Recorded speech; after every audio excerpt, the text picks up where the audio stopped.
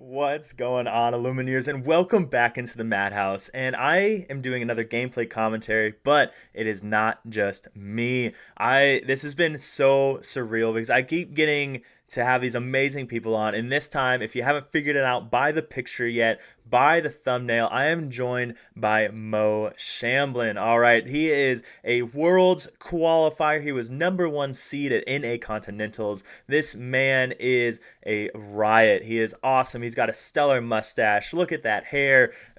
So many things to be jealous of. But what can I say? I'm okay with being bald. So, with that though, we have amazing advice. We go through the deck list. We talk about that for a little bit. We talk about why you might run Clarabelle or Ursula. He even talks about how he ran Ursula at a recent set champs and won. And then we go through a match against a really spicy blue steel list where I am on the draw, and Mo kind of talks me through what I played and why there would have been better lines, other things that I could have done. And it's just really good stuff. And it's just, I hope you guys learn a lot from it. Mo, just an amazing person. So let's jump into it. Ladies and gentlemen, I hope you enjoy the video. What's going on, Illumineers, and welcome back to the Madness. And this is super special because I am joined by Mr. First in Swiss at NA Continentals, got himself a world's invite playing 18 one drops. I have Mo Shamblin with me. What's going on, man? Say hello. Hello, hello. It's so good to be here. Thank you so much for having me. Man, it is definitely my pleasure. I know I mentioned it earlier when we were just talking off the camera, but every time I saw you on stream, every time I saw you in an interview, you were nothing but energy. And I was like, I know I have to have this guy on. Not only is he a world's qualifier, but he's just amazing for the community. And that I don't care how good players are. Like if when they're good for the community and just seem to be good people, those are the people that I want to be around and on the channel. So thank you so much for coming on, man. Hey, it's an absolute honor, and that means so much for me for you to say that. I just want to be a positive figure in this community that's already so beautiful. Oh man, it is right when you're surrounded by Disney, right? It just has to be right. So, but let's talk about why you're here. A lot of you guys that have on the channel, you've seen my video commentary with JDRR talking about Blurple, and you're about to see, if you haven't already, the purple steel one, and then now we got Mo doing some green purple. And so I do have some gameplay commentary that we're going to go over, but before we get there, I thought Mo could kind of talk to us about why he decided to run this crazy 18 one-drop list versus the more popular green purple we've been seeing with Clarabelles or Ursulas, things like that. So Mo, give us the breakdown. When might someone want to run this versus running something that is that more tempo, late game kind of thing with something like the Clarabelles or the Ursulas? What do you got for us?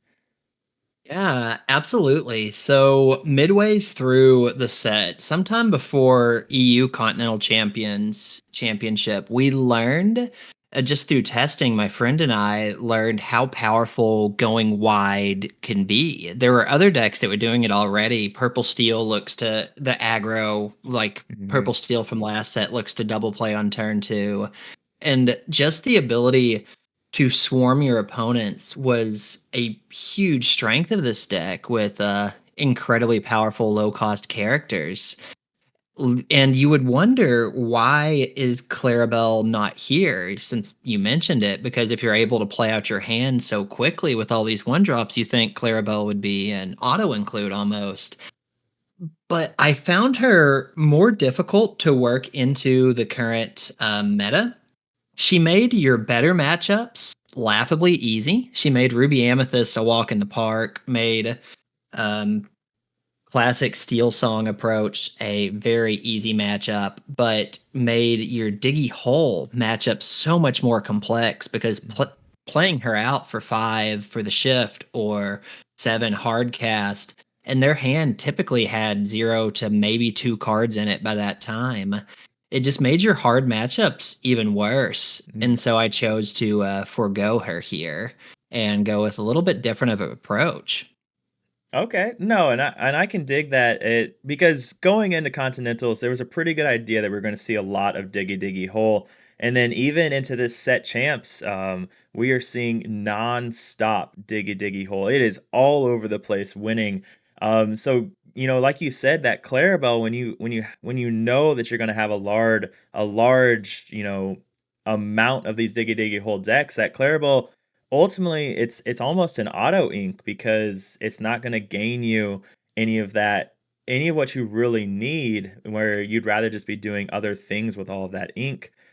So I definitely get that. I respect that. And you mentioned that Clarabelle really helps in this traditional steel song list. Do you think that this version might be weaker into this traditional steel song than the Clarabelle version?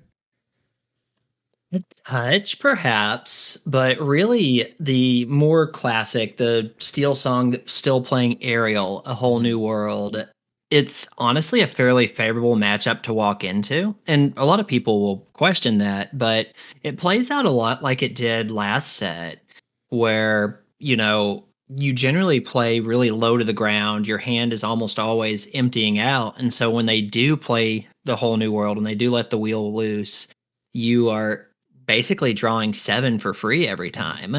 And that with the sheer power of Ursula Deceiver and being able to bounce and replay her, made it a fairly favorable matchup for me, at least in testing leading up to the event. Yeah, no, and I could see that, and even when I look at this list and you see all these one drops, these cheap two drops, and all these cheap cards, it automatically as a Steel Song player, like this is not a deck that I want to wheel into because grab your swords isn't really a thing anymore. So if I wheel you and you draw a brand new 7 and you're probably on 3 or 4 ink at that point, you're most likely dropping 2 characters at minimum. And unless I have a big board of singers, like it's very easy for you to start really gaining control again at that point and just questing 1 here, 2 here. Next thing you know, I'm having to wheel again. And next thing you know, your board's so wide that a Steel Song player can't deal with it. So it makes sense. And that's one thing that I've come to find that purple does pretty well. And it's a game plan that I don't think a lot of people realize is part of playing purple is just going wide. And green purple does that, at least this version does that really, really well. The other big card that we don't see in this list is Ursula. So you have the shift target, why not big Ursula? So Ursula was a different one. And I will say I topped a set champs with this exact same list with just 2 Pegasus switched out for 2 Ursula Hmm. and an extra Rourke in there. That I made that change to accommodate for more, steel in my area. Mm-hmm. But the reason why I chose to not go with any large, high off the ground shift lines leading into this event is I think it would add a certain complexity to my games that I was not wanting to invite on myself. If Okay. I play the Ursula and the Shift or the Clarabelle and the Shift, there would be many times where I would value keeping those 2 cards in my hand over a better, more direct play on the turn that there is. If Mm-hmm. I have 3 ink and the only inkables I have are a Prince Philip or an Ursula, and I have a weaker turn 3 because I chose to keep that Ursula, it can be ultimately punishing over the course of an event. So that coupled with my struggles into red blue, especially leading into the event, is why I chose to forego that option completely. No, and oh man, does that hit home? That makes so much sense. And again, my Purple Steel video is not out yet with JD, but there is one game that it got kind of close early on because I valued a Shift Tinkerbell over the smarter play of just going wide, getting these big bodies down, or just getting these bodies down that quest. So that makes so much sense of oh, I have this big Ursula down, or this big Ursula. She would feel so good if I can get her down. So why don't I hold on to this and skip out on, like you said, a Prince Philip that's questing for 2 on turn 4? So no, that does make a lot of sense. And I will say that a lot of people, you mentioned in your guide, and shout out to your guide right now. Your guide goes into really good detail on why you played this list versus Clarabelle's and non-Clarabelle's and other lists, but also it talks about kind of some of the metas that you might want to play those lists into. And I will say, I doubted the Pegasus shift a little bit. I've never played green purple before. I saw the Pegasus shift and I was like, I don't know. But I've played it a couple times now. I think I've done about 10 matches with green purple, and the amount of times that shift Pegasus has won me the game is pretty high up there. That is a sleeper card in my opinion. How do you feel about your shift? Obviously, pretty highly between my top 8 run in Vegas with the little Pegasus and breaking out the shift for this run. I definitely think it's slowly becoming my signature card, but I think it's incredible. Mm, It's something that was under a lot of people's radar, and mm, whenever you're looking to go wide with the Shift Pegasus, protecting if you go 1 drop on turn 1, 2 on turn 2, Pegasus shift on 3, and protect 2 other bodies with that evasive is amazing. But honestly, it's a very strong scaling card. From there, to be dealt with efficiently, they need a Medusa or an ice block in a lot of ways to handle it, or, a well invested strength of a raging fire. mm. And as it sits on the board, it becomes a threat because in the late game, you can bounce it and replay the entire shift line for 4 ink, 1 for the small, 3 for the shift, to just spam evasives on your board and use that to take down quite a few things. Even using that particular method, like bouncing it with a fox, replaying it, and taking down a Diablo or a genie is a really strong play.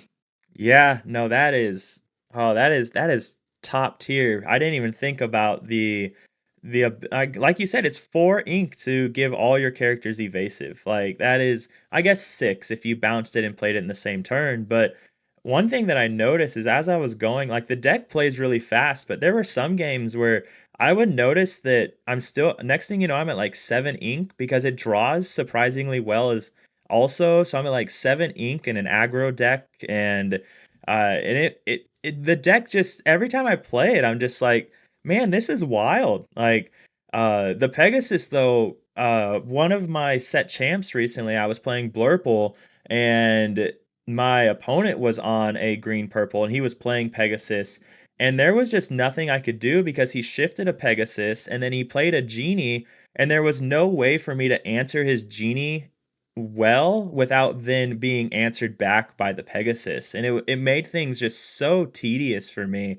And I did end up losing that match to Green Purple, unfortunately. But no, it's wild some of the things that I've noticed that you can do with this deck. And I think a lot of people still don't give it as much respect as it deserves.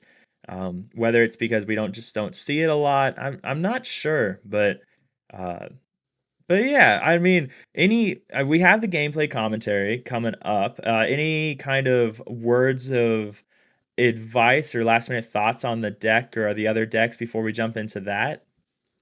Yeah. So the one thing I will say about green purple is it's a more complex deck than just looking at it. A lot of people Mhm, will discount it as simply an aggro deck, but really it's a very personable deck. Bunch of You can play it in multiple different ways because the bounce package, I think this is one of the best decks for utilizing it. mm, Whenever you play a deck with the Madam Mim characters in it, you're playing with essentially 2 hands live at any point.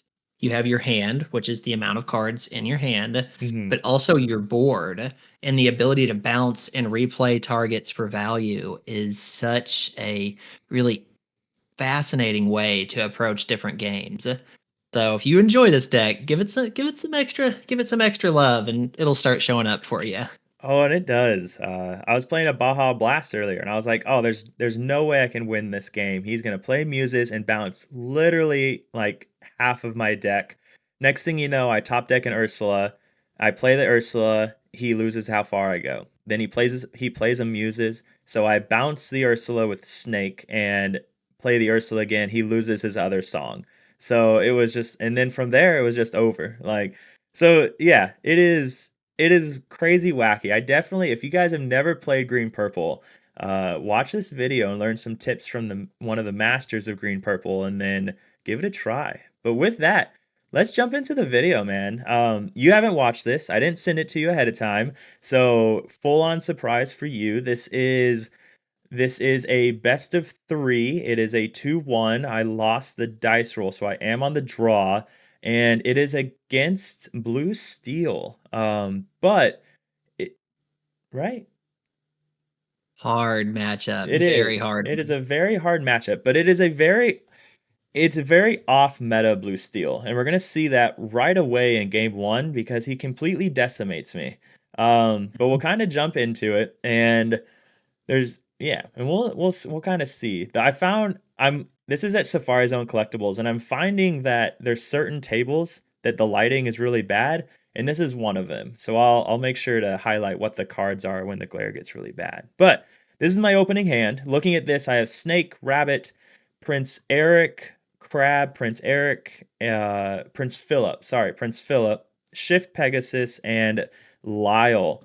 So, looking at this hand, I immediately go back to your guide that talks about the number one thing that matters more than anything else is getting one drops, and getting three feels really good. So, where I see none, I am immediately not happy with this list. So, I end up going seven, and I just get rid of the whole thing because I know that I've already have two uninkables in my hand, so there's not that many uninkables left, and I need one drops. So what are your thoughts on that? I can't agree more. If you were on the play, the only card I may consider is the rabbit, but since the Mhm. rest of your hand is so weak, I think this is a Hail Mary situation where you throw all seven back. All right. Well, I'm feeling good already. So Mhm. we'll see how long it takes me to come to that. Yep. I'm just like I'm out. All right. So I'm There feeling we are. better already. I'm feeling better already. I see all those one drops, and life is good. So I will say that my opponent here, he before anyone gets triggered, he doesn't always ready his characters at the start of his turn. We're trying to help him with that, but yeah. So before anyone gets triggered, he there we go. So here's my new hand. I'm feeling better at this point because we've got 3 1 drops. The genie, so I have a good one, two, or I have a good one, I have a good two, I have a good three with Rose and Prince Philip, and I have a good four with Genie. So this is a pretty good hand, right? Definitely solid. Yeah. Like, yeah, that's just a really good hand to approach into almost anything hmm outside of, I guess, songs. Yeah, yeah. Because if for songs, you'd really want to see Ursula, right? Is that the only thing kind of different? Or maybe Songs, Olaf? Fox, Crab. But did you know you were against Blue Steel at this point? I I don't because he normally plays red blue. But I think I did know he was on blue steel though because I think we played a match earlier. Yes, because I had played Blurple against him earlier. So this I did know he was on blue steel at this point. So Okay. um but I do find some very early into this game I'm going to find some spice that he had or a card that I didn't realize he had in it. So but yes, very off meta blue steel. So I ink the go-go and go Pegasus.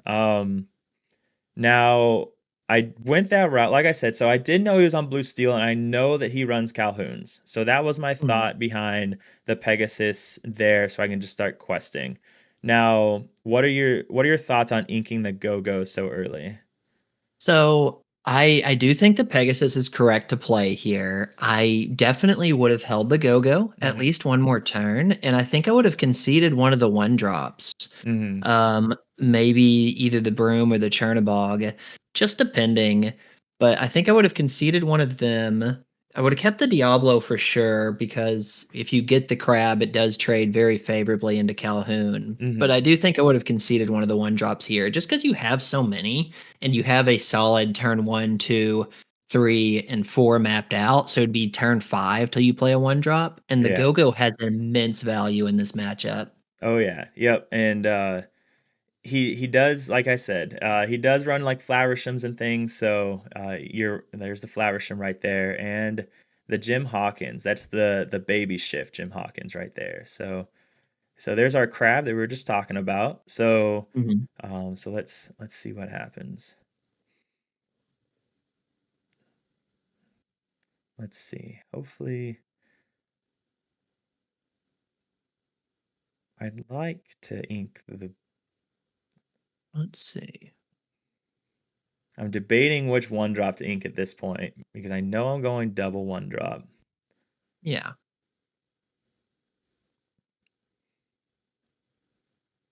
All right.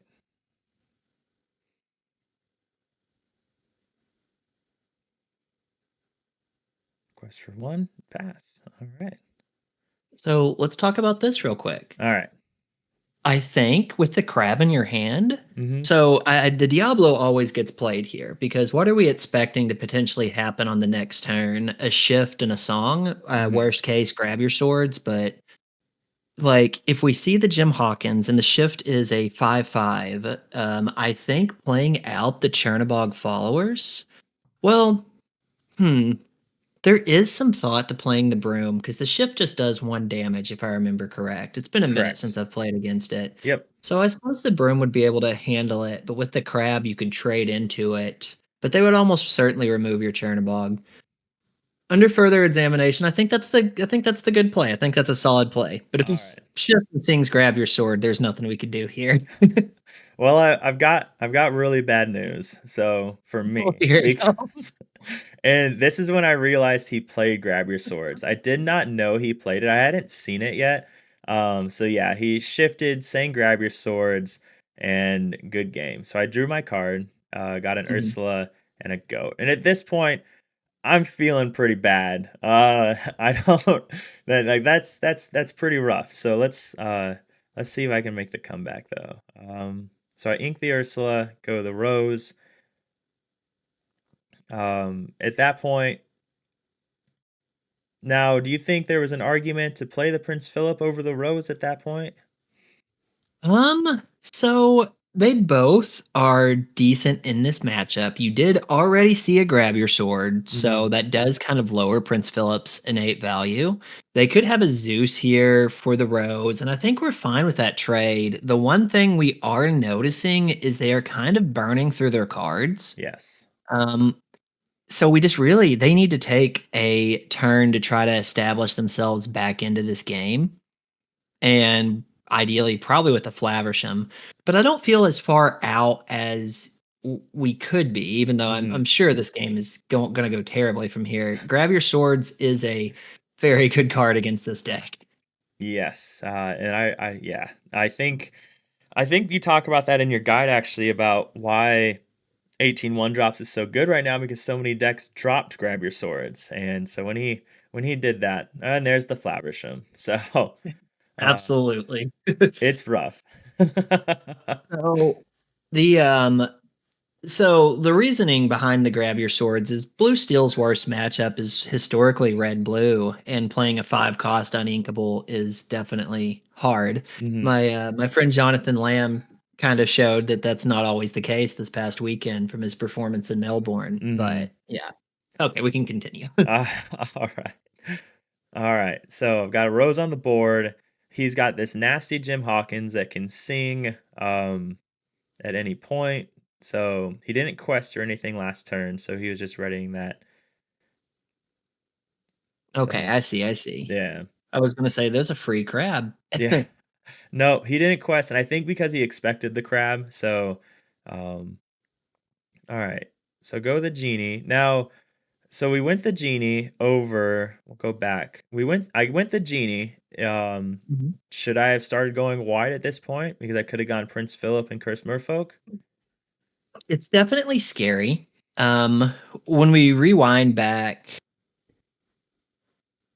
there's really no way we could have kept that Ursula, Mm-hmm. but just being able to hand check and see if the grab your sword just a cheeky one of, or is Mm-hmm. this a major focal point of the deck?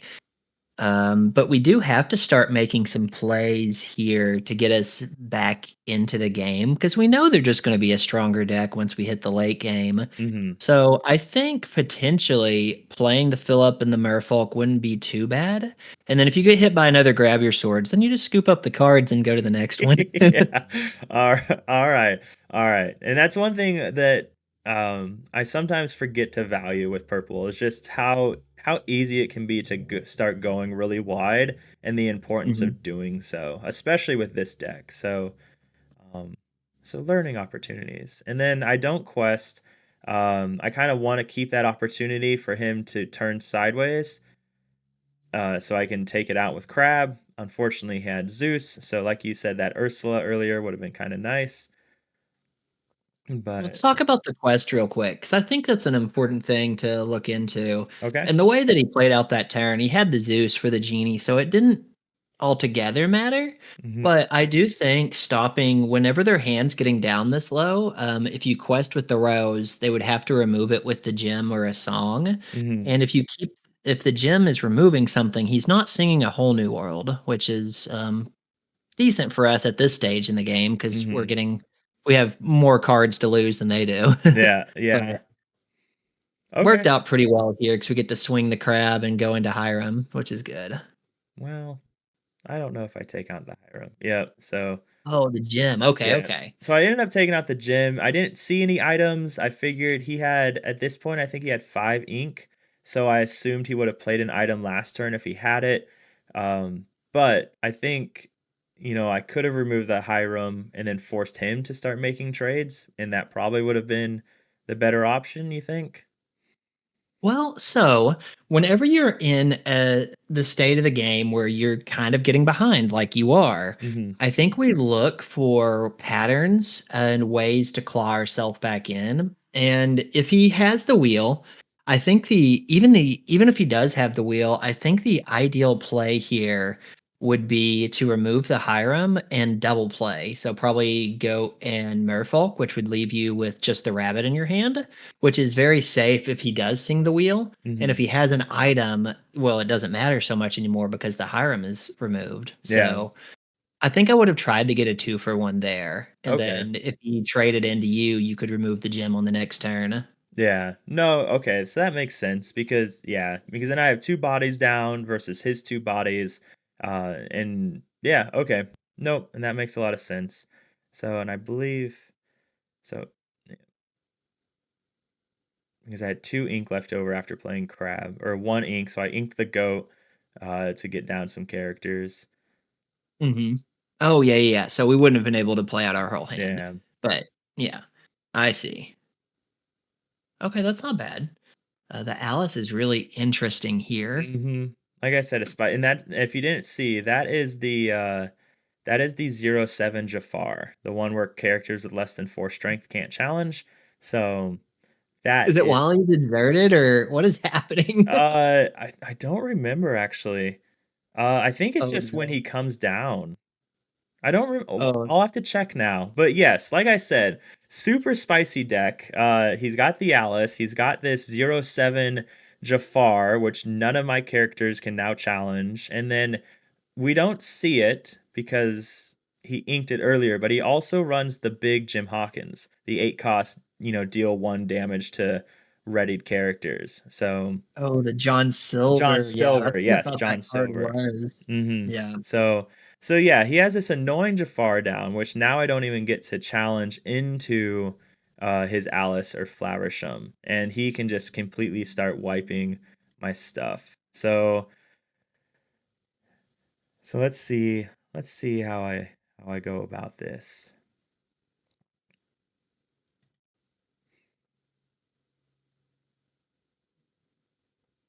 All right, so now he gets to draw 2.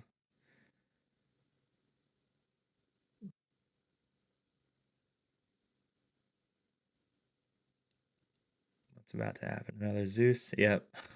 No, there's Zeus. Yep. See if I would have taken out that Flaversham earlier, like we talked about. Um,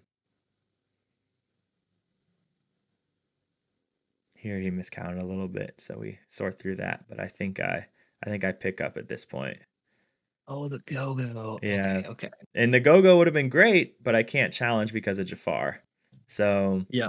so that takes away some really good opportunities with something like Crab and Chernobog's followers into the Flaversham. But ultimately, I pick up because next turn he would have been questing for 1, 2, 3, 4, 5, 6 with Alice to go to 19. Yeah. So we move on to the next one after seeing some stuff. So I'm on the play this time. Uh, so we'll see what changes. And here's my opening hand. So, Ooh, okay.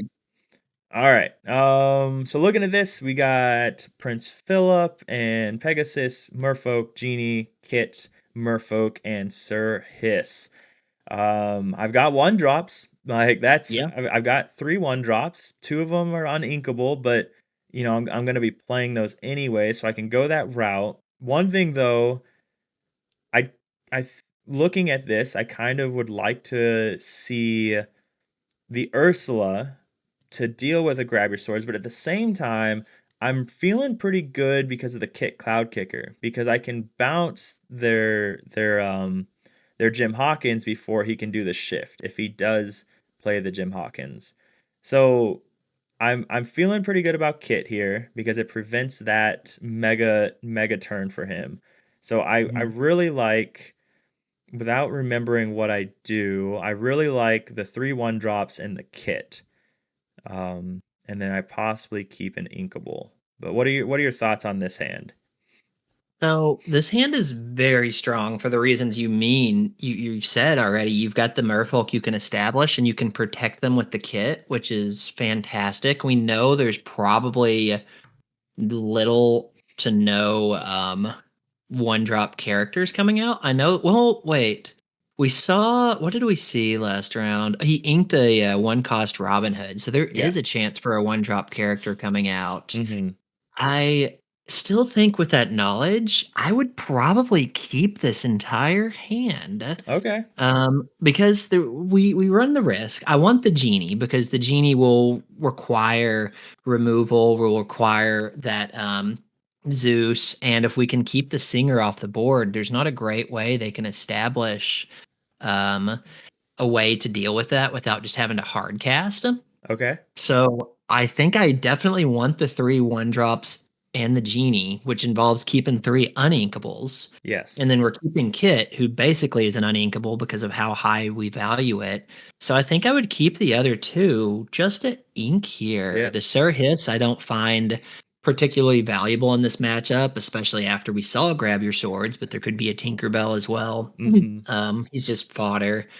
And the Philip can go down to the swords as well. So I don't really want them in the deck either for later on. So I think keeping the whole hand here to ink would be a decent start. But All right. shuffling the hiss or the Philip back is not a game breaking mistake unless you hit like Genie Rabbit or something. Mm-hmm.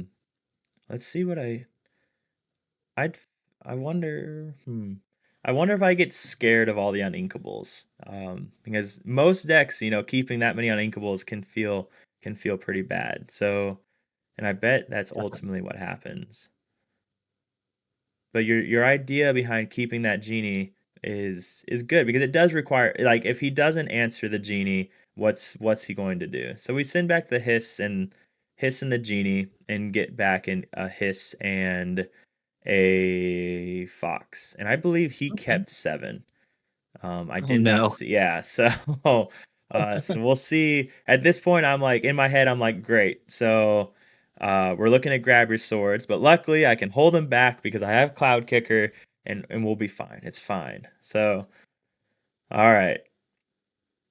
So Let's see. hopefully sweet. All right. You already told me this is a 2-1 in one direction or the other. So we got to Yes. get a game somewhere. Let's Yes. see. Blue steel is hard. So there's the Robin Hood. Oh, let's talk about your turn one real quick. Okay, yes. This is something I feel very strongly for. Mhm. Is if we know the opposing deck has 1 drops in it, which we did see the Robin Hood before. Mhm. That's probably the only 1 drop. But if they reveal they're keeping 7 before we mulligan back, I think we always play Pegasus turn 1 Okay. because it's effectively more lore than the Merfolk. Hmm. And whenever you play the double merfolk on 2, if he goes for a ramp play on turn 2 or anything besides Calhoun, the Cloud Kicker can remove and potentially squeak an extra quest out of those merfolk. So, Okay. All right. All right. I feel that. I feel that. So, because yeah, most likely he's on the draw, so he has cards to be able to answer Merfolk without any problem. So, no, that makes a lot of sense. All right. Um, Now, one thing though that I do, okay, so ultimately I'm happy with this because I can now Fox. And maybe that's part of it. I'd like to say this is part of my thinking, is that now if he does answer it, I can Fox to take out his shift target. mhm. And if he doesn't answer it, then I get the free quest anyways. So, was I thinking that? I don't know, but I'd like to assume so.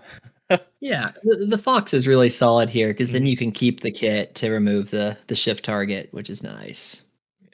So, I ended up getting rid of it anyways, to go and I probably like you said, I probably should have inked the Philip uh, versus inking the kit because now I lose that possibility if he does play something like a Flowersham here or anything. So, And let's talk about your bounce target as well. You're removing the threat from the board, and oh yep. the Pegasus can go down to, like, if we look at just like target prioritization from our opponent, I think it was safe to leave the Merfolk Hmm. and attempt to get another 2 lore out of it. Just a small optimization. Yep, yep. No, that is a really good point. I think I got tunnel vision of always get the Merfolk back so you can protect it, but I'm protecting it from nothing. So really, really good point there as well.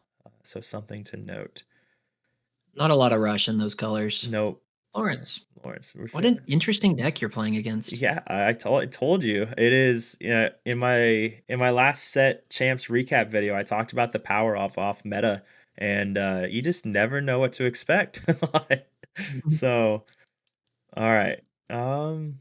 So let's see if I because I have a couple options. I could go 3 and a 1, which is probably because I believe I'm on 3 ink right now. So, and I okay. So what are your thoughts on going double one drops versus just inking the Chernobyls to go Merfolk and Prince Philip? So I think here, I think here that I think you really want to play the Philip and a 1 drop. Mm-hmm. And just because this is your last free turn to play the Philip. And if we look at scaling, the Chernobog still dies to the same grab your sword that Prince Philip does. Mm-hmm. But the Chernobog only cost 1, whereas Philip is a 3 cost investment to lose for their 1 cost board wipe. Mm-hmm. And so if we play the Philip out now, they can't answer the Fox with their Lawrence, or else like they will lose it and not be able to answer the Philip, and you'd get 2 quests out of him. But like it's one of the last few times you can play him before they're able to play a singer or just straight up hard cast the grab your sword. So I think I Mm-hmm. would have looked to play Philip and the Merfolk here. Yep. Okay. Yep.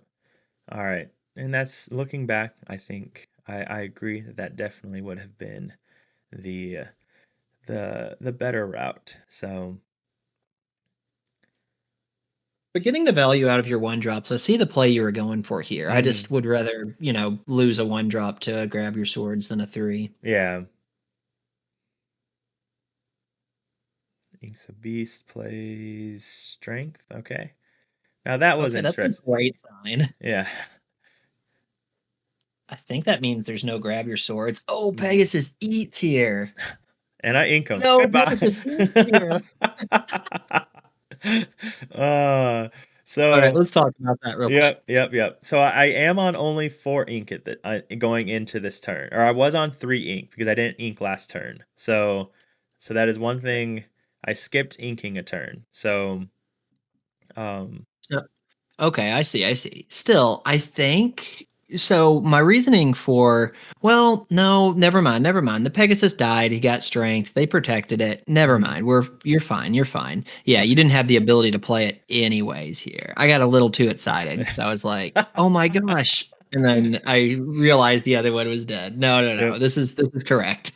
Now, and I think, looking at like inking or strengthening the Pegasus out in my head, I was like, well, why would you do that? But I think he was just that afraid of shift, and then lo and behold, the card I top deck. So it worked out well for him. But Mhm. so we just turned everything sideways. Here I'm thinking about banishing. Let's see. Okay, so I do. In Right. hindsight, do you think I should have just kept it?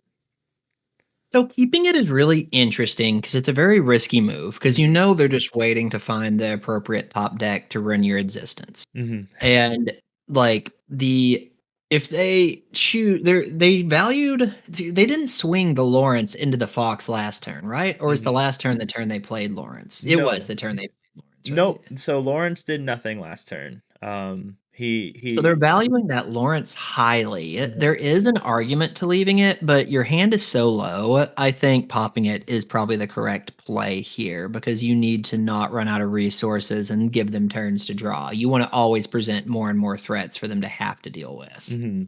Okay. All right. Sweet. Let's First see. Merfolk does have bodyguard printed on the text though, Yeah. so Yes. All right. Let's see what happens. Looks like he's going for a big play. Pluto. Okay. And gets rid of the fox. definitely not mad about that. Mm-mm. Shifts it to a bodyguard a little late. Mm-hmm. Not that it really matters, but just something I noticed.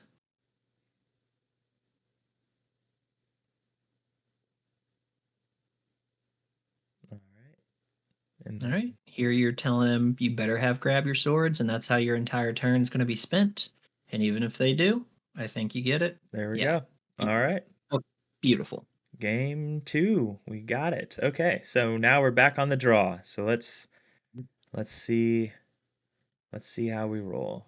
We talk because that's. Very complex game to approach. Blue steel is such a polarizing matchup. I think we do fantastic into the aggro blue steel. I think Mm-hmm. green purple is Yes. one of the best decks at handling that. But Mm-hmm. this this ramp blue steel, especially playing some cards that are very very focused at dealing with aggro, like that Jafar, or Mm-hmm. our particular shade of aggro, like that Jafar and the Jim Hawkins shift with the grab your swords.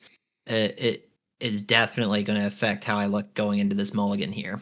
Oh yeah, the Jim Hawkins I realize is possible like one of the most annoying cards because so many of our one drops only have one health. So just even if he only shifts, he can banish a cursed merfolk and then trade into a Pegasus or not Pegasus, but Chernobog's or Olaf. So just a really powerful card into this deck. But looking at this hand, Merfolk, Goat, Go, Rose, Goat, Pegasus, Crab. So on the draw, I want one drops. I like the crab because it does give me an opportunity to trade. Um, and I also just like the goat because I have a thing for goats. They're 4/3s, guaranteed 2 lore.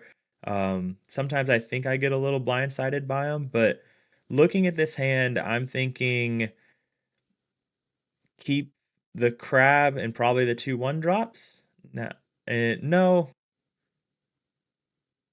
I don't really probably keep the 2/1 drops, the rose and the crab because I don't necessarily want to play the crab on 3 and might just go with the rose.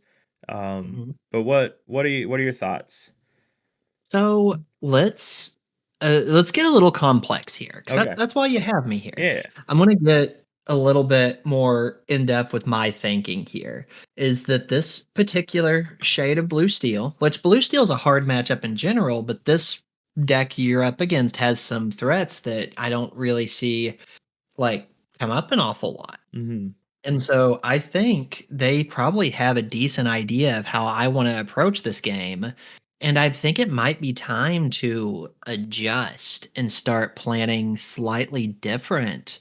I do think I would keep the 2/1 drops and obviously respect the Hawkins coming down if we need to. Mhm. But I think I would keep that go go.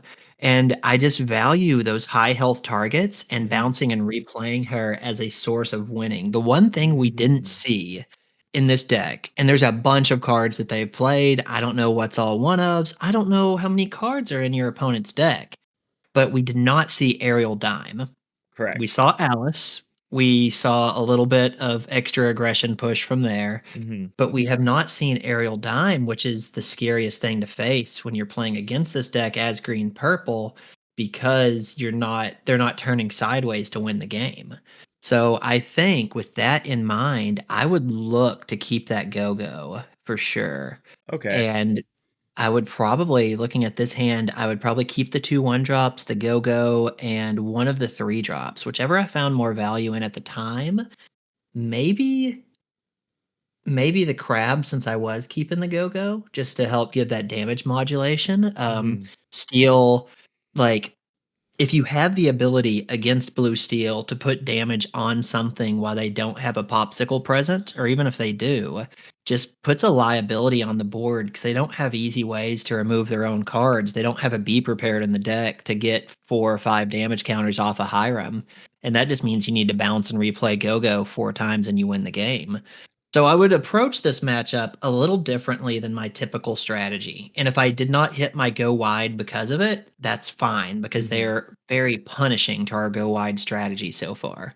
But let's see Okay. what happens. All right. And um I think that's interesting. I do think we see the power of Go-Go in this game. I don't really remember, but the ability to kind of, yeah, sure, you still have this aggro line, but the power of Go-Go, and I think you mentioned it in the guide where you talk about when you play all these one drops, they're forced to respond to them. Like, so it's quote unquote really easy to play around like Rapunzel heals and Go-Go's and things like that, but at some point they have to attack your characters and they have to turn sideways, and that's when, and unless they can clear all of them, that's when you can do these crazy fox and crab turns, and then you can capitalize with the go-go. So recognizing, like you said, the need to play a little bit differently is really really important. Like you mentioned earlier, there it can be it's a complex deck. All right, so Absolutely. all right. Well, let's see what I do with this complex deck. Probably nothing, So correct?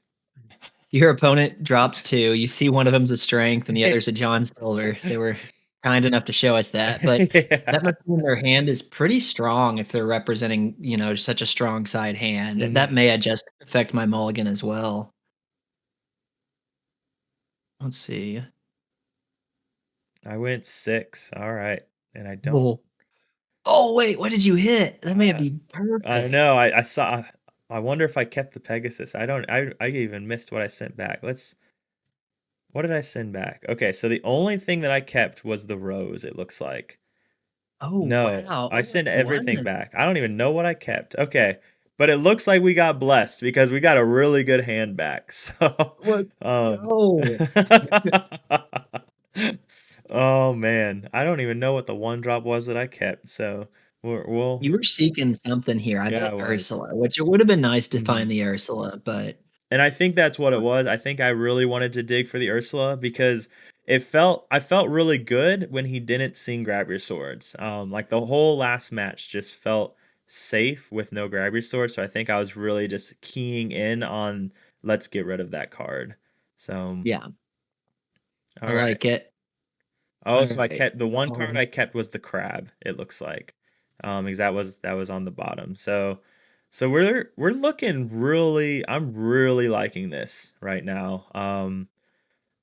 Probably I probably dropped the Curse Merfolk on one when I probably should drop the Pegasus on one, but we have a good thing going here. A good amount of one mhm. drops, Shift Pegasus for evasive. So so let's see how we rock and roll. All right. Let's see. I'm so curious here. We we just don't want to see Jim. Yeah. All right. Fortisphere goes down. All right. Oh, we got the go-go anyways. And goodbye, Gogo. Goodbye. So let's talk about that. So I know that I have 4 Go-Go's in my deck. So I find that early on I'm inking them a lot because I might draw, like there's a good chance I draw into another. Whereas I look at this and I really like Crab and I really like all these one drops. But I think you mentioned it in game one. I could have just held her an extra turn and inked the cloud kicker here. Is that kind of what you think you would have done? So this is a really complex ink, and I don't blame you for inking the Go-Go here. I value her incredibly highly in this matchup in particular Mm-hmm. because it's not super easy to win this game by traditional means Mm-hmm. because their deck is meant to beat our deck. It's inherently very favored. And if you pull this off, I'm going to be so impressed because this is such a hard matchup. I would honestly consider conceding the crab and keeping the kit and the go-go for one more turn. Mm-hmm. It would let us see a little bit more things established. We don't have a great boost target with the crab Okay. at the moment. And so I think I would definitely have kept her at least one more turn. It depends on what we draw off the next one. But Okay. we don't want her to ever impact our direct turn play to keep. But she is a high value card. All right. I feel it. And Oh, you're thinking hard I'm on this one. thinking, yep, yep. Okay. So drop the Chernobygs, a nice two body. There goes the Jim Hawkins. So he opts. So that tells Ooh, me he doesn't have the shift line because he inked the Jim Hawkins, plays the Calhoun. So immediately punished for not playing the Pegasus. um, uh, lose one lore, but let's see what I ink this turn. So here we get rid of the Cloud Kicker because we recognize with no Jim Hawkins or yeah Jim Hawkins we can't bounce the Calhoun. Cloud Kicker is just not going to do a lot for us, so that's why I go that route and then do the double one drop. I think this is exactly the play I would have made here. Okay. The Chernobog you could quest, but you drew an Inkable, so you're not super scared, so you Mm-hmm. can hold it off for the next turn. But yeah, Pegasus is just one of the safest turn one plays against almost the entire meta. Yeah. Hey, my favorite ink. Yep. Yep. And hopefully that's what I ink. I had to read Pegasus.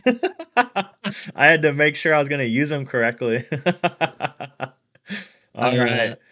And that is Let's go. yep, yep, and that is why I didn't quest last turn because I had a good feeling that I was going to always shift here, so I knew I could just really milk that lore, um, and get a couple extra out of that. So, and it's even Game the is going to be foil. half over. That's Mhm. wonderful. All right, Flowersham, we're not Oh, too we had the worried. Flaversham. Oh, Mhm. I see hope in my. You could see hope in my eyes right now if my camera was on. All right. Oh, and the Lyle. I don't think I play him because I think I go Genie here. Yeah, Just to Genie's very solid to transition just into. apply pressure because at this point I'm thinking let's just hit the gas. Let's just go. We're feeling good. No shift target for him. Now let's see if I banish the Chernobygs this time.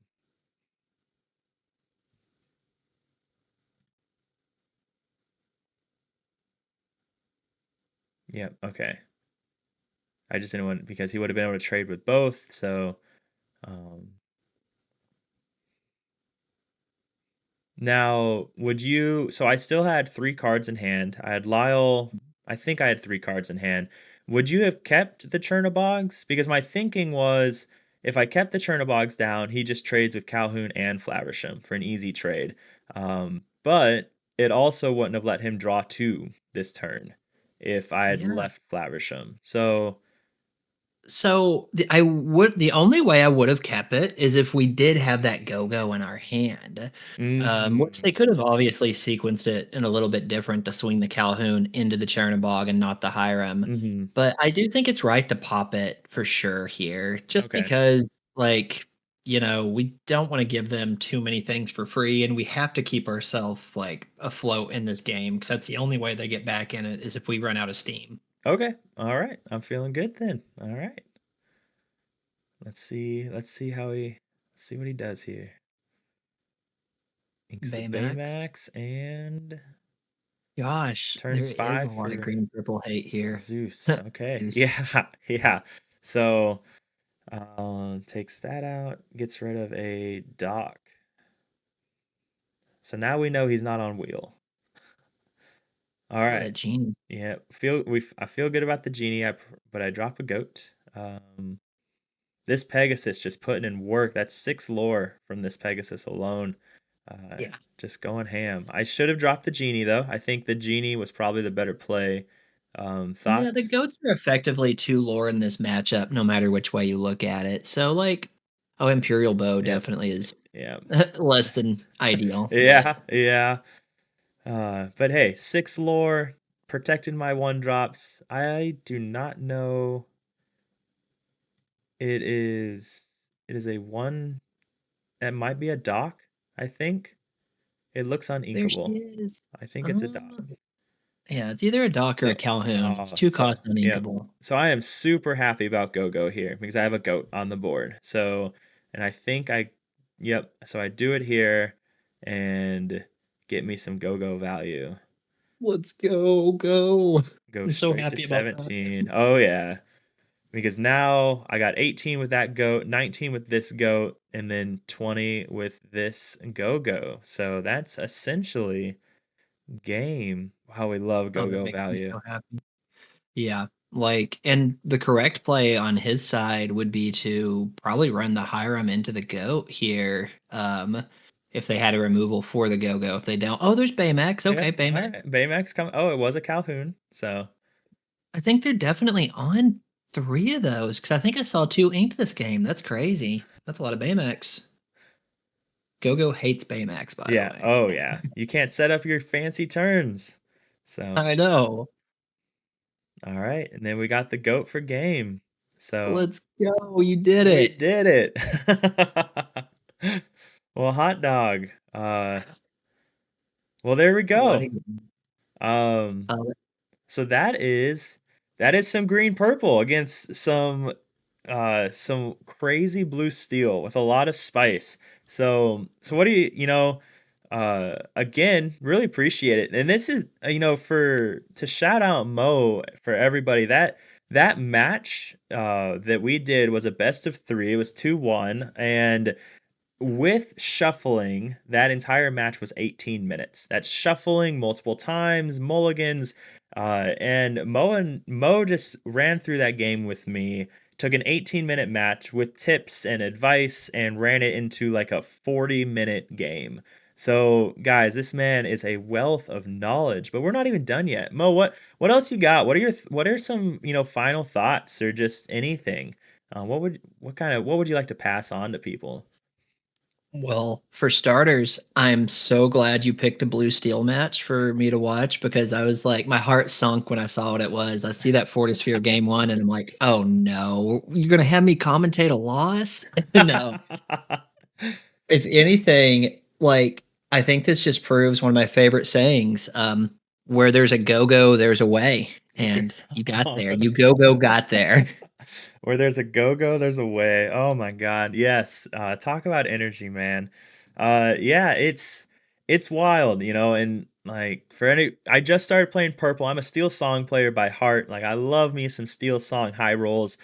Just started playing purple though. This when I took this on Sunday to locals, this was my first time playing green purple. And it just goes and a lot of it, I hadn't played it yet, but I had read your guide, and your guide was awesome, man. It gave a lot of good advice for definitely the mulligans, which I think is one of the hardest parts of any deck you play. But a lot of good advice from the video too, man.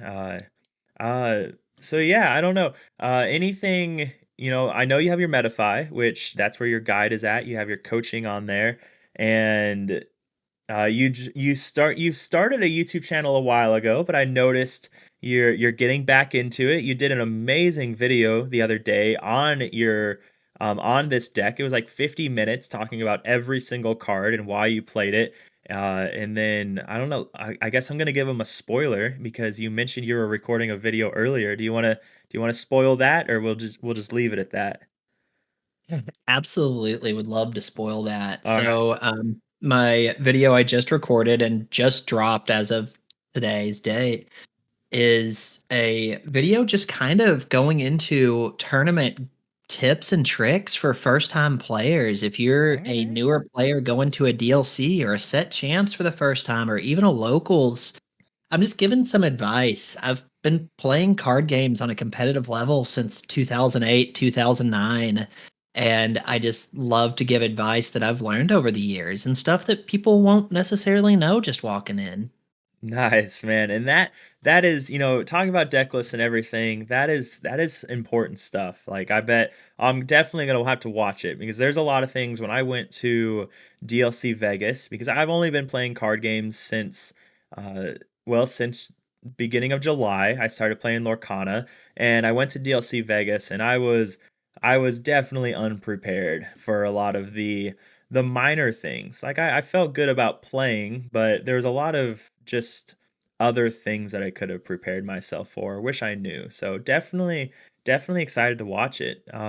Any last before we part ways for the evening, any last words of advice or anything when for someone that wants to pick up green purple or they've been piloting it and want to take it a step further and hopefully win a mat this weekend? What do you got for them? So, yeah, I would just say green purple is underrated in the current meta. And I think that's a pretty fair statement to say. But just if you enjoy playing it, don't drop it because you feel like it's a bad meta for you. After EU Continentals and when we started to look and see the meta in North America develop and it be very steel, very aggressive steel decks popping up, it looked said and done. But then somehow just trying a different idea got me there. And it can do the same for you too. Just, put it to the test. I believe in you. Yeah, I mean, all you gotta do is go for the win, and that's all. That's it, right?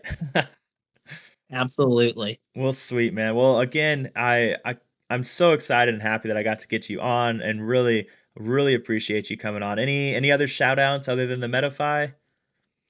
Oh, the Medify. I do, live coaching sessions. I do deck doctors and have weekly posts on there. It's been a great time just getting introduced to that community. But definitely the YouTube.